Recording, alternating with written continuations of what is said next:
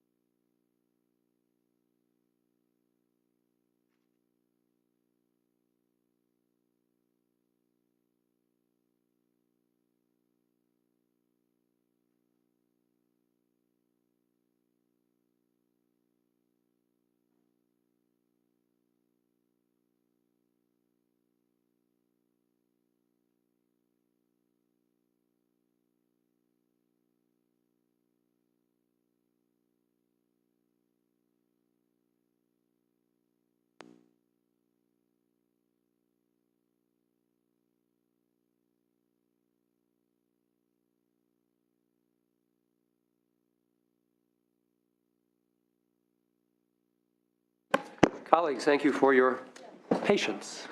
We're going to keep our agenda moving.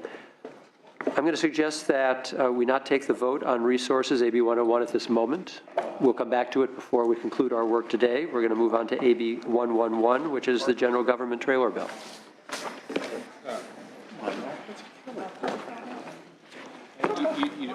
You didn't want to take public comment? Before we go on to 111, given that we will come back to 110 before the day's over anyway, you've got some public comment, let's hear it now, and we will have concluded that before we come back to it later. So, public comment on AB 110. Thank you. Thank you, Mr. Chairman and members. My name is Bob Reeve, and I'm appearing on behalf of the California Central Valley Flood Control Association on two provisions in the bill, and then I have clients that would like me to comment on a third provision. With respect to the subject matter that was just discussed, I represent the flood control agencies, and these are reclamation districts and local agencies that impose parcel taxes on real property to help pay for levees and flood control facilities. So they are part of this payment in lieu and taxes program. It may come as a surprise to the committee, but approximately 70% of the state plan of flood control levies have been decertified by the United States Army Corps of Engineers, which means that in the opinion of the United States Army Corps of Engineers, they won't provide protection in a 1 in 100 year flood event. And the reason that this is important is by eliminating this payment in lieu of taxes program, it eliminates funding for the budgets of these local agencies to maintain these levies. And why this is important for all the members on the dais is the state of California, these are your facilities. And through the Central Valley Flood Protection Plan, as dictated by legislation by Senator Wolk back in 2007, every deficiency in our system has been identified today. And why that is important is because the state of California, under the Paterno decision, is liable for levee breaks when they know or should have known that the facilities were not being properly maintained. So this is one of those situations where you eliminate this funding or eliminate the certainty of the funding, and you're placing this not only local areas, 1.7 million Californians protected by these levees, multiple billions of dollars, including the city of Sacramento, protected by these levees. We're putting those in jeopardy. So it's not just, you know, I don't want to denigrate my colleagues from the counties. It's not just money of the counties that they can spend however they wish. It's to support these critical public safety projects. So we encourage you to pay the arrears and keep the shall and make it upon appropriation. I think it's logical throughout the general fund budget. If it's not appropriated, it's not expended. So thank you on that. The next piece of the bill that I would like to speak to is on behalf of the Central Valley Flood Control Association again, and that's the provisions of the bill in section 6 and 32. This will be familiar to the members on the dais that were on the Budget Conference Committee. This is the Native American Heritage Commission issue that was briefly discussed in Conference Committee, but we didn't have an opportunity to speak to the issue as a member of the public. Here it seems simple, but we're taking the Repatriation Commission, we're getting rid of that, and we're giving its authority over to the Native American Heritage Commission. And the concern here is that, again, we represent the local agencies that partner with the state of California to improve the state's levee system. And as these levees are built on high ground, we routinely encounter Native American cemeteries, grave goods, and archaeological sites, sacred sites. And we follow state law to treat those with respect and return them to the most likely descendants right away. Mr. Reeb, I'm going to ask you to conclude, please. Right, but this law doesn't define the word collection. This is another piece of the bill that's public policy that shouldn't be before the Budget Committee. And I appreciate that we're diving into public policy here. We have no choice, Mr. Chairman, to make you aware that things like this will put our local agencies, your partners, in jeopardy of administrative civil liability of $20,000 per violation for working on a project on behalf of the state of California. Okay. And the last piece is... Very, very quickly, please. Very quickly, the well log information report legislation provision in the end of the bill, section 42, is right now in a Senate bill, 20, Senator Pavley's Senate bill that's past this House and is in the Assembly. This language leaves out the administration's own request through Cal EMA for security protections that require an individual requesting a report to identify themselves and the reason they're asking for the report. That was a very key piece of SB 20, Senator Pavley's legislation, that's not in this budget trailer bill. So again, we have policy being inserted into a budget bill that shouldn't be here. Thank you, Mr. Reeb. Thank you, Mr. Chairman, members of the committee. Deanne Baker, representing the California State Association of Counties, and we are here to express our opposition to the change from a mandatory payment of PILT to a discretionary. We do not object, however, to recognizing appropriation authority, but retaining the shell, which is critically important going forward. We certainly appreciate the administration's payment in the current budget year, but we are also disappointed that the back PILT of $8 million and that obligation in partnership with counties was eliminated. For those reasons, we're here to express opposition and appreciate your attention and whatever help you can provide. Thank you very much. Thank you. Good afternoon. Nick Conovalov on behalf of RCRC and 34 member counties, many of which are home to the 36 part of the 36 impacted counties under PILT. We do appreciate the governor's $644,000, but do firmly believe the $8 million should be paid, as well as keeping the shall as opposed to may. Thank you. Thank you, sir.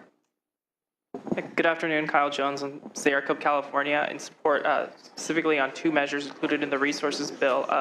The UIC piece of the bill, I think, is, as Senator Powley mentioned, a great step forward, a step forward in towards getting us to where we need to be, which is ensuring that we are protecting our groundwater from the practices of the oil industry. And then secondly, we want to support the well logs portion of the bill. We think that going forward, this information will really help local governments establish models and their water budgets necessary to implement the Sustainable Groundwater Management Act. And this will allow NGOs to be able to access that information and develop these models. It'll also help individuals who want to drill wells, something that's happening increasingly throughout the drought, know where water levels are, where contaminants are, and we think it's a great piece that should go forth. Thank you. Thank you, Mr. Jones. Omar Carrillo Community Water Center in support of Section 42, specifically on well logs. Up and down the state, you have communities that are running out of water. Partly that has to do with mismanagement of our groundwater. And this really would be a step in the right direction in being able to have more control over that, more participation, and more, and for folks to be able to have safe drinking water throughout the state. Thank you. Thank you, Mr. Carrillo. Any other public comment on AB 110? So we are going to come back to it before the end of the committee hearing. We're going to move on to AB 111, and that is our general government trailer bill. AB 111 is the first of two general government trailer bills. This bill contains a new regional railroad accident preparedness and immediate response force program at the Office of Emergency Services. This was a program that was started in the current year to really address the increased transport of crude on of oil products on the railroads into the state from other areas of the country. This proposal includes a schedule of fees to be paid by persons owning any of the 25 most hazardous commodities, so it doesn't just apply to oil and gas products that are transported on the railroads, but also other hazardous commodities that are transported by rail. And since there are so many rail lines that go directly through neighborhoods and communities, this is a safety program that is really important in terms of preparing for a catastrophic event that may occur that local law enforcement and local emergency services would not be able to support. Also, in this proposal is the establishing of a statewide director of immigrant integration in the governor's office, as well as some technical framework related to a housing program that the Department of Housing and Community Development will be implementing related to drought housing relocation assistance. Thank you, Ms. Bosler. With regard to the establishment of the Director of Immigrant Integration within the Office of the Governor, that change relative to conference was that we had proposed an Office of New Americans.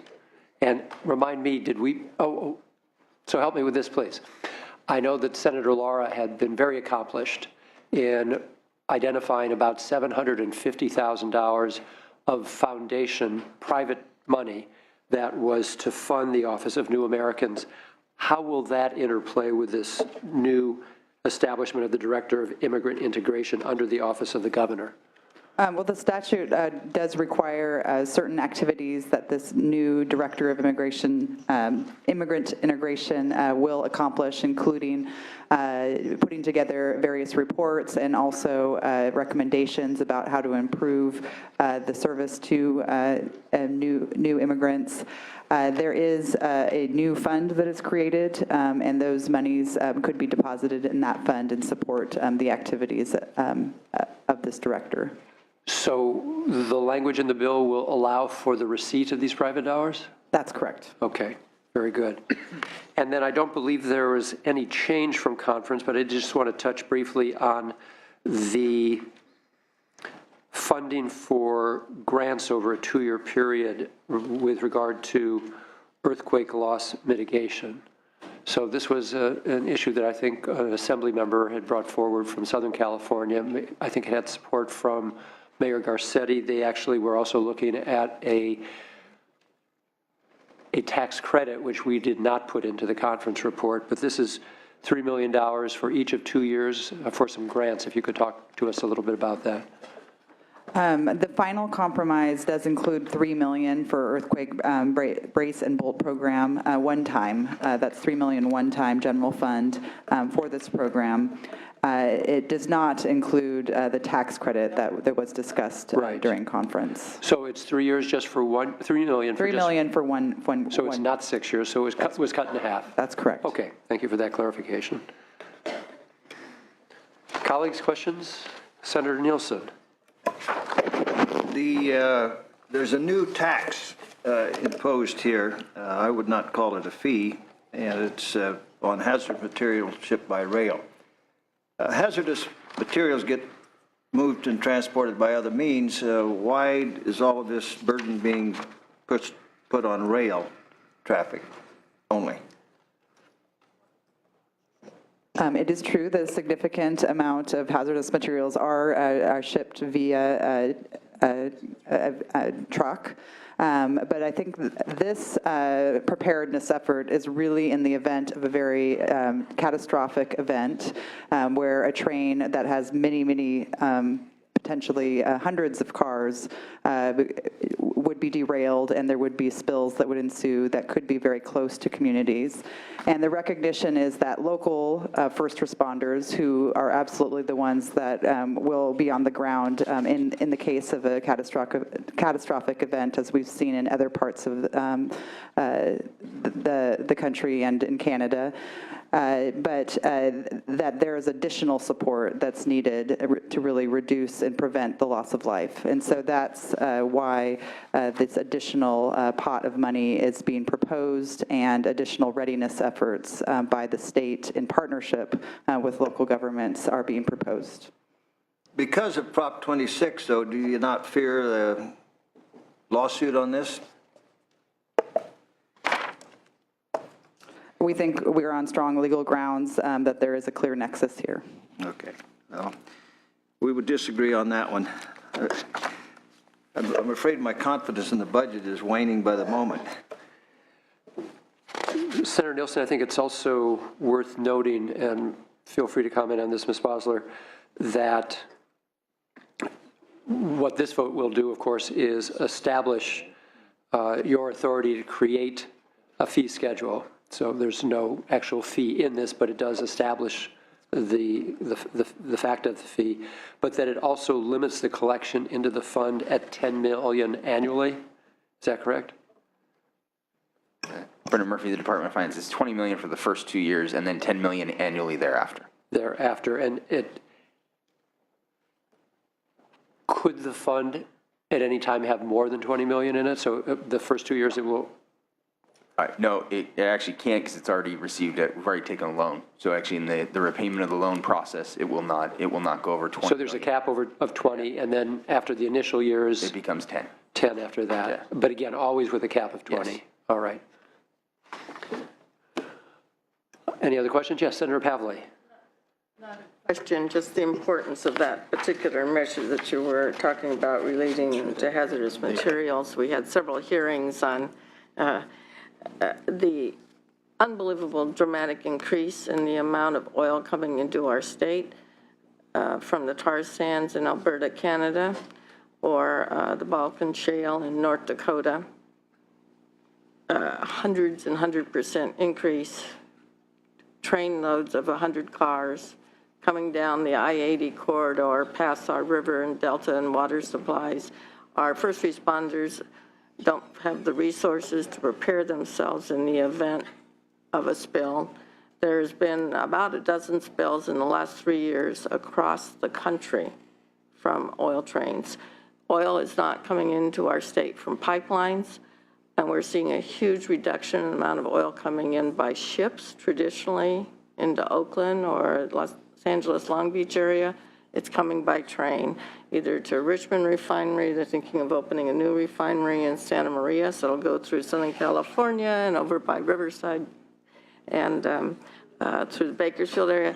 This is, the communities around here are very, very concerned because these aren't going through out-of-the-way places. They're going by schools and homes and existing developments that have traditionally supported rail at, Amtrak and those kinds of activities and freight trains. So this is a volatile mix, especially the tar sands oil, that has and could cause real problems. So this is really important to explore the options on fees. I grant this is an authority thing, but it's an important issue. It was raised last year. Public cares about this.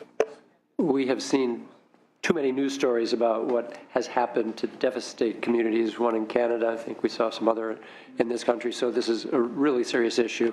But I don't know if it massages Senator Nielsen's concerns at all, but Mr. Murphy, if you could talk to us about the inclusive stakeholder group that will be a part of the establishment and determination of the details of the fee. So no one is going to be left out of this conversation who might be impacted by it. Absolutely. There are over 17 members of the stakeholder group that will be advising the director of OES on the various ramifications of both the bill and the program moving forward.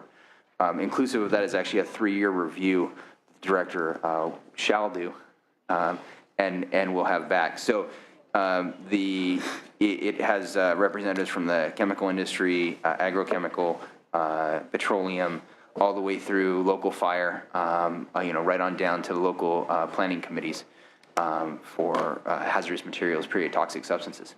So, we've tried to make it as inclusive as altogether encompassing to make sure that everybody's part of the discussion. Last thing we want, part of the other requirement here is to create a plan. We don't want to have a plan that hasn't thought of everybody in there. And as with any number of fees that we create for preventive and responsive purposes, it's really an insurance policy. Those who might be held responsible pay a little bit in up front, which then will mitigate that responsibility they would have in case of a tragedy. Absolutely, sir. The quicker the response, the more public safety and lives and property are protected. These are teams that will be out there available, ready to respond. And to the extent that we can decrease that initial attack time down and respond all the more in a more timely fashion, all of those things will be mitigated. Right. Thank you, Mr. Murphy. Anyone else? Yes, Senator Stone. Thank you, Mr. President. Mr. President, it's getting late, Mr. Chairman. Mr. Chairman.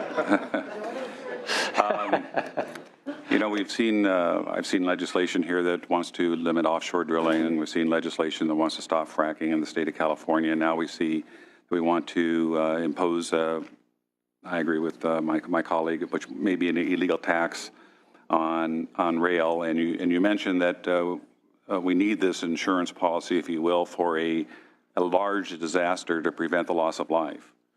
Number one, I think doesn't rail already pay a fee to mitigate some disaster? And isn't the railroad company actually liable for any damages that they have an accident? And then the question goes to, let's say you had $50 million in a fund that you've been collecting from the railroads, and let's say, God forbid, we have a 100-car debacle, that we have a horrible fire in a residential area. It is the acute response that is going to save people's lives. So we're going to be depending on those local governments that are going to be the first responders. How will $50 million get acute intervention and save the lives that you profess this will do? Thanks, Senator. There are going to be 12 teams across the state. Those 12 teams are going to be strategically located based on train movement and the tracks. And in those 12 teams, you have those are housed with local first responders. So that is your ability to respond. So there's not a direct nexus here. We're actually building the capacity at the local level to make the response. That is in addition to what they have. So it is very similar to a program that OES already runs in relation to fire mutual aid across the state and moving strike teams. This is going to be done in much the same manner. How engines housed locally, response capabilities housed locally, and there to respond. Okay, so I would say there's thousands of miles of rail line throughout the state of California, and you're talking about 12 teams. You're basically saying that you can predict where these debacles might happen. I think the most pressing question is, how can you predict where they're going to happen, and how do you get the acute attention when it could be, an hour or 2 hours that this type of a response is going to be necessary to save the loss of life? And I just don't see the nexus. Thank you, Senator Stone. And just so I better understand this, the proposal is not to impose a fee on the rail industry, but for the manufacturers of the different hazardous materials on the list of 25. And I think we have a letter of support for this from Western States Petroleum, who will actually, but they'll be the ones to pay the fee, and they're in support, but the fee will not be paid by the rail operators. No, the rail line will be collecting the fee, but from the owners of the materials, yes. Got it, okay. Any other questions? I see none, so time for public comment. Thank you, Mr. Chairman. Members, Don Matty with BNSF Railway. Our problem, with similar to what Senator Nielsen pointed out, is that we believe that the revenue source is coming from our rail customers, but the benefits will be going to our competitors' customers. And the reason for that is that, as the LAO had pointed out, 92% of hazardous materials releases costs in the state over the last 10 years have come from trucks. There's also pipelines, are competitors of ours of transporting materials. So if these teams are reacting to truck or pipeline incidents, and there are no rail incidents during a year, we asked the OES, what would be the policy? So if our customers are paying the full amount, will you reimburse us? And they said, yes, it's in the bill that will reimburse you. So we said, but let's say that there's 10 incidents that happen on a truck or a pipeline, and there's 0 for rail during the year. How much will we pay, and how much will they pay? They say, well, they'll pay for the 10 days that they're out on those other incidents, and you will pay the 355 days. Now, that's not a direct quote from them, but that is what they said to us in terms of how the policy would work. And this is a policy that's a new policy. This is a new program that's going through the budget process. And so we thought there was a lot of unanswered questions when it came to who the beneficiaries are versus who the payers are. So that's our problem, because this puts us at a competitive disadvantage for transporting the same materials. And it's even a more important question for the legislature, because our transportation system is the safest by almost every measure. So we are the safest, but we're going to maybe move commodities onto a less safe transportation system. So that's our objection to the bill, and we would appreciate a no vote on that. Thank you, Mr. Matty. Sandy George, representing UP Railroad. We also have the same policy concerns. I just want to note, too, we have very strong administrative concerns. The way the bill is set up right now, clearly it is the hazmat owner that is supposed to pay the fee in some portions of the bill, but the way the language is, the railroads are supposed to register with BOE, and they are actually supposed to remit the fee. And in the code section dealing with remitting the fee, it is ultimately up to the railroad to have to pay the fee if, for some reason, the actual hazmat owner doesn't pay. In addition, we may not have any relationship with the hazmat owner. They may not be the one that are actually our customer. So it's unclear to us how we identify those people. The fee itself is going to be difficult to calculate. There's various modes of transportation that may pick up the exact same commodity and move it around. It's going to be very difficult for the railroads to actually identify who pays the fee, identify how much they're supposed to pay, and then remit it. And again, if the fee payer decides not to pay it, we think we're on the hook for that. So thank you, Ms. George. I appreciate your comments. Seeing no other public comment, Mr. Murphy, if briefly before we take our vote, I think it's an important enough issue just to have the committee benefit from some of the conversation that we had in our conference committee on the issues that public comment brought to us today. Number one, with regard to the issue of the percentage of risk with trucks not included in this, and then also the concerns that they feel that there'll be a competitive advantage. A competitive disadvantage, sorry. I think in terms of the competitive disadvantage, I'll take that one. Sorry, take your second question first. I apologize. But in terms of the competitive disadvantage, the advantage that the railway has is, of course, the bulk shipment. So that is a massive amount that can never be replicated. I mean, if you're sending 10, 20, 30 cars of any hazardous material here. As opposed to a truck. As opposed to a truck, I mean, that is a lot more than can be carried by any one truck. The potentiality of disaster. And on that, to get to the first question, the reality here is the potentiality of disaster and the ramifications from such derailment, as you've seen, as the Senator mentioned, Senator Pavley mentioned, from across the country and Canada, are catastrophic in nature in relation to, a truck, which in the wrong area, as we've seen in the 580 interchange years ago, can have devastating consequences, but it's located to a generally very small area and can be handled by, typically, in most parts of the state, the immediate response force that's closest, and the public safety is closest. Okay, thank you, Mr. Murphy. We have a motion by Senator Roth. One more comment from Senator Morlock. Thank you, Mr. Chair. Thank you, Mr. Chair. I just see this bill as a giant grab bag. I'm having a tough time even coming close to remotely connecting this to our budget. And there's so many items in here that we could talk about an hour on each of them. I'm having real trouble with how this even relates to what we're doing with the budget, so I'll be opposed. Thank you, Senator. We do have a motion. Please call the roll.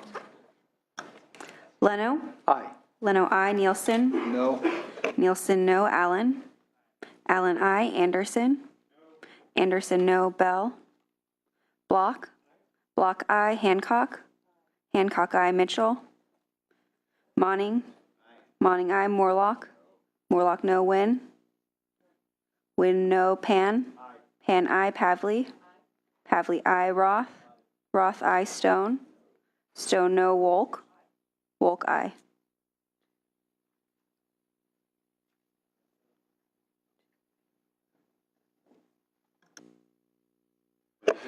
The final vote is 9-5. Oh, and we're going to keep the roll open. Thank you.